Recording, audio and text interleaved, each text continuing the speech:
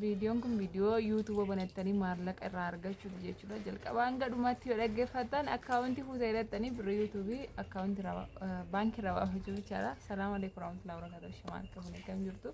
Habibti salaamtaa gaafadhu. Mucayyoon kun YouTube banachuu dhufte.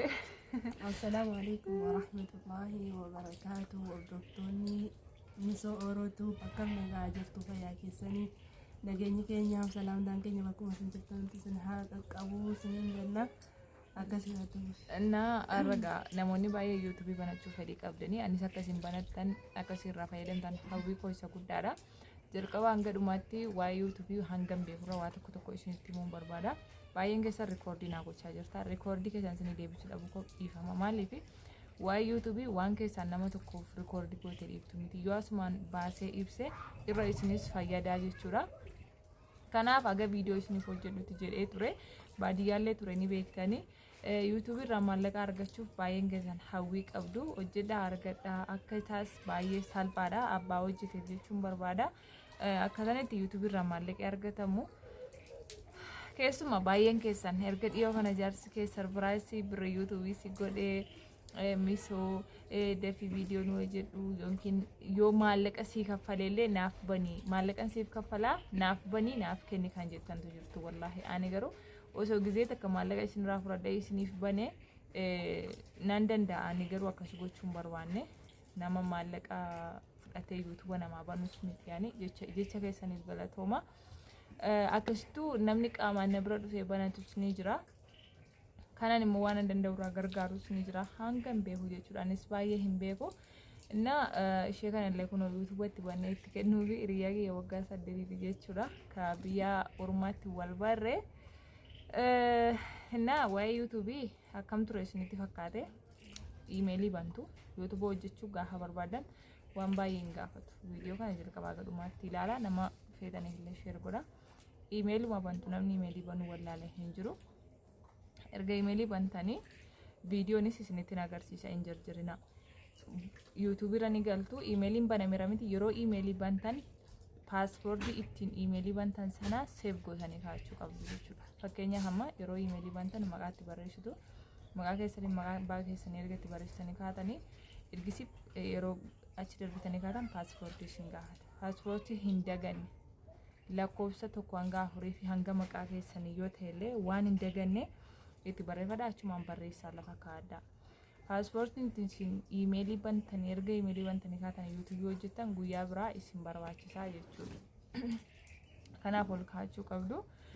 Innan isinitti himu bicha hanga haa miti. Anis barnoota YouTube kanan irraa ilaalee haga ammaatti fayyadame Abdul Appii jedhama. Asirra isiniif hin kaa'a jechuudha. Barnoota YouTube waan feetan barnoota waa hedduu of keessaa qaba. Abdul Appii jettanii sarchi gootu. Yeroo sarchi gootanii viidiyoo isaa jalatti barnooti tokkoon adda adda ba'ee jira jechuudha. Sanammoo akkamitti akka irratti ilaaltan isinitti hima. YouTube yeroo bantan yoo barnoota Abdul ilaaltanis yoo ilaalus baattan yeroo jalqabaa wanti isin barbaachisu kanuma iimeelii erga bantanii karaa mallattoo ida'uu sana viidiyoo gadhiisuu jalqabdu. Erga viidiyoo gadhiiftanii osoo waan tokko irraan argatin sa'aatii 4,000 kuusuu qabaa jechuudha. YouTube Studio keessatti isin immoo kan ilaalamu YouTube Studio kan jedhus gadi buufatu jechuudha. Viidiyoon keessan nama bira ga'ee yoo isiniif daawwatamee jedhee viidiyoo 100 hojjedhaa 50 hojjedhaa haga sa'aatii 4,000 isiniif kuufamaa jechuudha. Osoo wanta karaan arganne sana booddee bakka dhaloota keessan irraas haa ta'u kan nama biraas haa ta'u poostaa lakkoofsa poostaa baafattaniis ta'e namarras fudhattanii ta'e itti guuttu. Erga sa'aatiin kun 4,000 ta'e monetize kan godhamu jira. Sunis barnoota isaanii jira jechuudha. Gara kaampaanii tasii achi erguudha jechuudha. Piiniin kun itti guutame wantoota gugguutamu waa tokko lama ni jira. Sana hunda itti guutanii piinii poostaa jechuudha. Piiniin jedhamu amma poostaa ganda keessan irraa baafatan itti guutanii kaampaaniitti ergitu. Yoo viidiyoon keessan dogoggora hin qabu ta'e viidiyoo isaan simatan ta'e torbee tokko gidduutti isiniif deebisu jechuudha. Erga isaan isinii deebisanii yoo irratti gadhiiftan maallaqa argachuu jalqabdu jechuudha. Erga $10 hojjettanii erga monetize gootanii achi isinii deebi'e $10 yeroo irratti hojjettanii poostaa isin sila baastanii bakka isin poostaa baastan sanarratti koodii wayii isiniif ergama jechuudha kaampaanii YouTube irraa. Inni immoo maal jedhama? Piinii jedhama jechuudha. Piinii sana immoo fuutanii bakka wayii isiniif baru AdSense keessaa jechuudha. Bakka AdSense keessatti hidhattanii koodii dijiitii jaasni dhufa ishee sana seevitti gootu jechuudha. Ergisi kan maallaqa keessaan baafachuu dandeessan. Nama tokko kan inni mokkoru jira. Yeroo taa'ee ilaalu gisee tokko tarii YouTubein kun carraadhaas kanan jedhu jira. Obsaa gaafataas kanan jedhu jira. Ijoollee baay'ee kanan wajjin laayivii irra teenyee sa'aatii guuttachaa ture. Duraaniin viidiyoo hin hojjennu ture jechuudha. Halkanii guyyaa bilbila sa'aatii 24 chaarjirra oolchineetu nama 40-30 taane guruppii hojjennaa ture jechuudha. Yeroo sana nama hedduun wajjin hojjechaa ture. Har'a garuu yoo baay'ate nama sana keessaa nama 4 yoo baay'ate nama 5 ga'u jechuudha namni hojjechaa jiru. Nama tokko kan inni piinii sana deebisuuf didee jira. Piiniin hin deebi'u taanaan xiqqoo ishee nama jalaa teellaatti deebi'a. Kun immoo carraadha. Ergameera jedhanii miiseejii ergu. Ergameera jedhu garuu namni kan naga gaafatee dhaabuu jira. Hundas hin mudatu kun.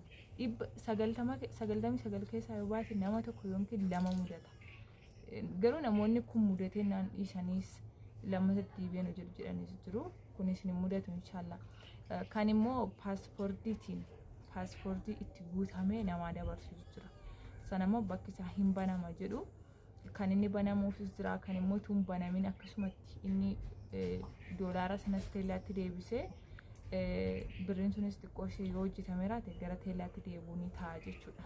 Addisii ganaa poostaatti jijjiiranii waan tokko qajeelchanii akka nama aaraa monetaayiz godhutti ergisi irraa argachuun ni danda'ama yoo abdii kutuu baatanii. Innaa kana isiniin jechuu barbaada habiibooche waan arruma biyyoota irratti gadhiistanii ararraa argattan miti. Wanti hundaayyuu yeroo jalqabaa dadhabbii qabaa, qabsoo gaafataa, bakka ga'uu barbaadan tokko yoo nan ga'a jettan akkasitti obsaan hojjettanii YouTube irraa doolaara argachuu dandeessanii jechuudha. Anis bara durii sana baay'ee itti dadhabee sa'aatii 24 bilbilli chaarjii irra taa'ee liivii irra teenyee guruppiitiin sa'aatii walii guunne sa'aatii 4,000 amma barbaachisu kanaa jechuudha.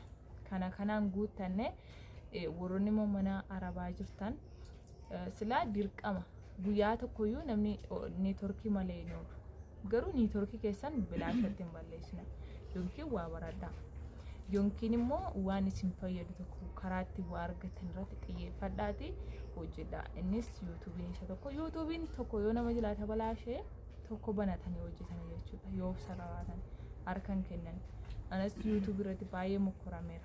Ji'a 6 na adabee beeka, 3 na adabee beeka. Doolaaraan hojjedhe wajjinis gizee tokko yeroo teellaatti na jalaa deebi'ee jira.